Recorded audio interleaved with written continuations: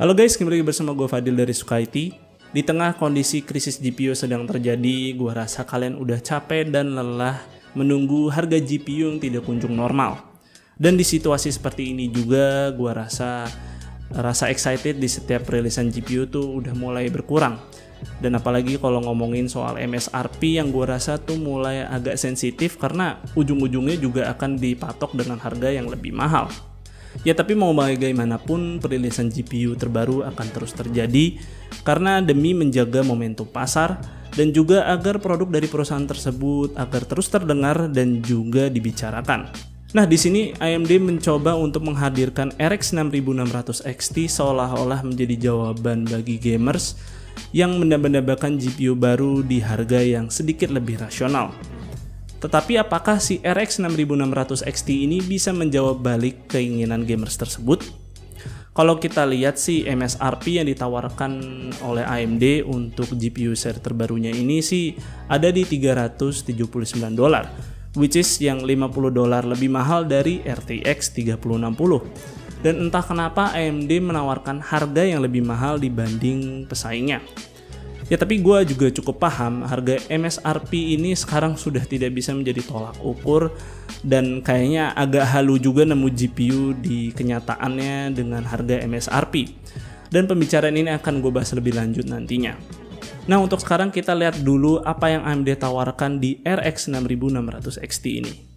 Sebagai pelengkap keluarga RX 6000 series, AMD sendiri menargetkan RX 6600 XT sebagai GPU yang cocok untuk dimainkan di resolusi Full HD. Karena di seri-seri sebelumnya AMD merilis GPU untuk ngegame di 4K dan 1440p. Di antara kakak-kakaknya, RX 6600 XT menjadi seri GPU terendah di dalam keluarga RX 6000 series untuk saat ini, dengan spesifikasi seperti berikut. Jumlah compute unit yang hanya 32 aja dibandingkan RX 6700 XT yang memiliki 40 compute unit, yang tentu membuatnya juga memiliki jumlah stream prosesor lebih rendah. Kemudian di sini ada game clock dan boost clock. Bisa dibilang game clock itu adalah clock speed tertinggi yang bisa diraih saat load GPU tinggi, seperti bermain game atau aktivitas 3D rendering lainnya. Dan boost clock adalah clock speed tertinggi yang bisa diraih GPU ketika loadnya sedikit lebih ringan. Dan karena kedua clock ini sangat bergantung dengan load, jadi ada kemungkinan game yang kalian mainkan bisa hanya menyentuh game clock saja atau mungkin bisa hingga dapat boost clock. Kemudian VRAM 8GB ini hanya dikasih memori interface 128 bit aja, tetapi arsitektur RDNA 2 memiliki fitur Infinity Cache, jadi memori bandwidth-nya bisa di-push memiliki efektif bandwidth yang lebih tinggi. Yang gue pegang di sini adalah versi MSI Gaming X. Ya karena RX 6600 XT nggak ada versi reference-nya dari AMD-nya sendiri. Dan versi MSI ini sudah factory overclock, jadi clock speed-nya sedikit lebih tinggi dari spesifikasi milik AMD.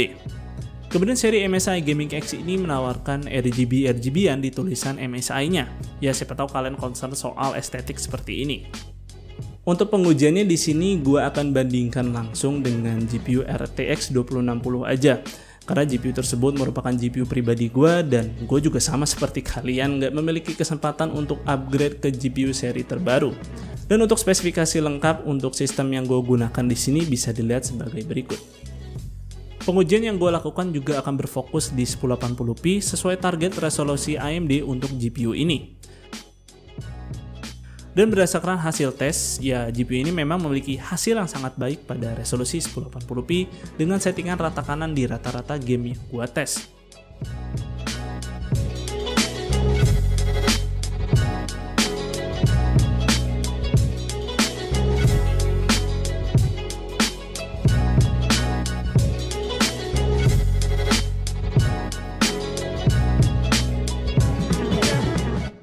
Tapi sayangnya di game Cyberpunk 2077, RX 6600 XT punya performa yang setara dengan RTX 2060 milik gua. Dan gua rasa sih ini disebabkan oleh CPU gua si 3600 yang kurang bisa mengimbangi RX 6600 XT karena game Cyberpunk bisa gua katakan lumayan cukup CPU demanding. Sama seperti RX 6000 series lainnya, RX 6600 XT mendukung fitur Smart Access Memory atau Recessable Bar dan juga tentunya Ray Tracing. Dimulai dari fitur Smart Access Memory. Di sini bisa dilihat perbedaannya ketika on versus off. Bisa gue katakan sih hampir nggak ada bedanya, terasa seperti run variation aja.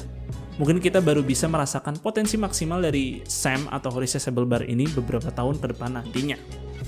Nah, kemudian untuk ray tracingnya sendiri, pada benchmark Synthetic Port Royal terlihat RX 6600 XT cukup menjanjikan. Tapi saat pengujian game, sayangnya ray tracing milik AMD belum terlalu bisa diandalkan.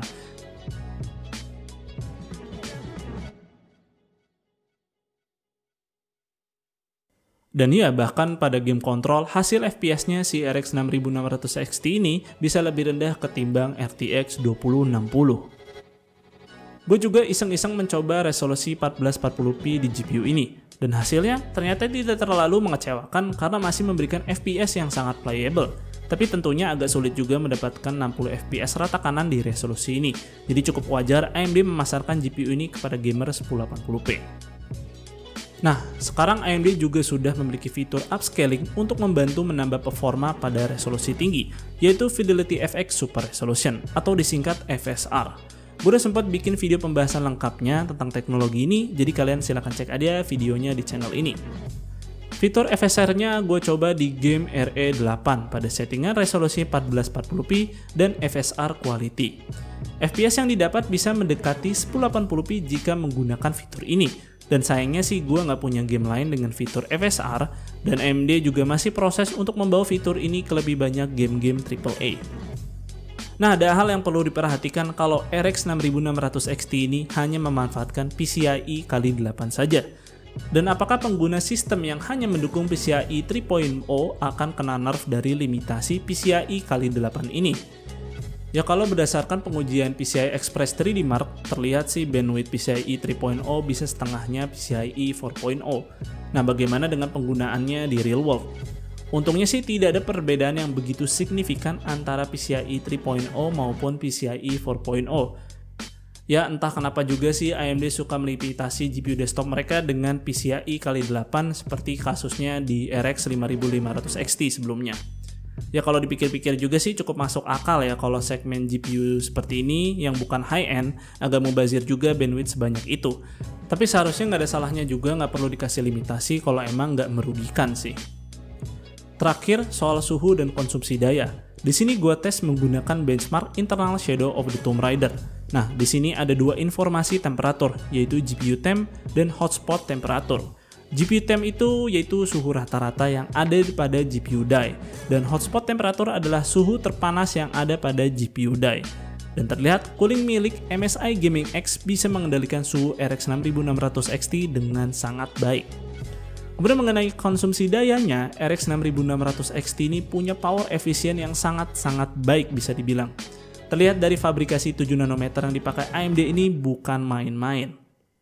Jadi soal performance per watt ini sih gapnya masif banget ya antara dua generasi GPU ini.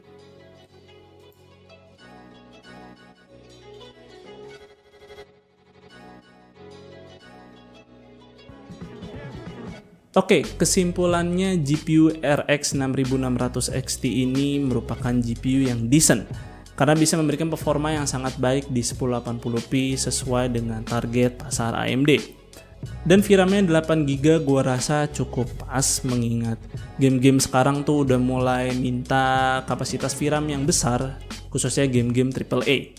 Nah, ngomongin soal harga nih, melihat MSRP yang AMD tawarkan dari RX 6600 XT ini lebih mahal dari RTX 3060, ya walaupun berdasarkan presentasi mereka sih mereka bilang GPU ini lebih kencang dari RTX 3060, ya tapi agak susah juga bilang GPU ini lebih baik kalau harganya yang ditawarkan lebih mahal juga.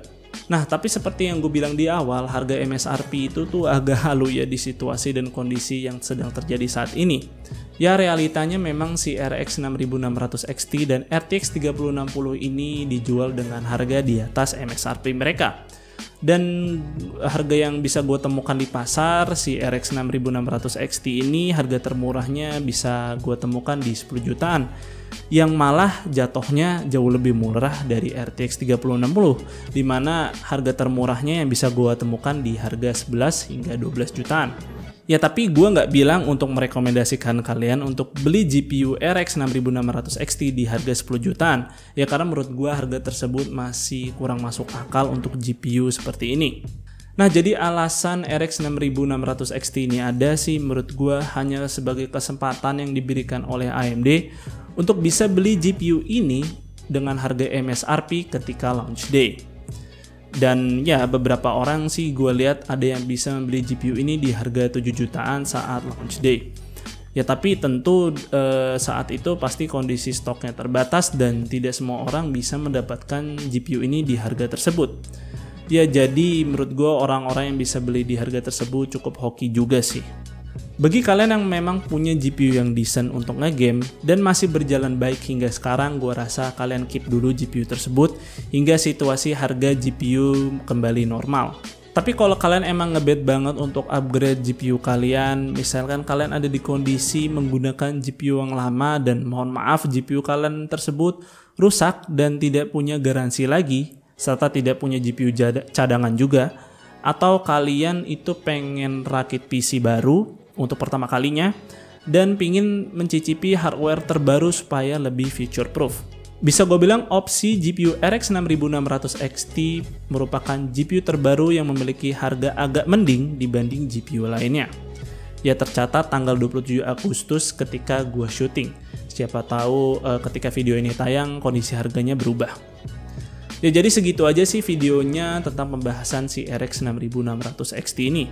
Dan bagaimana menurut kalian tentang si GPU RX 6600 XT ini?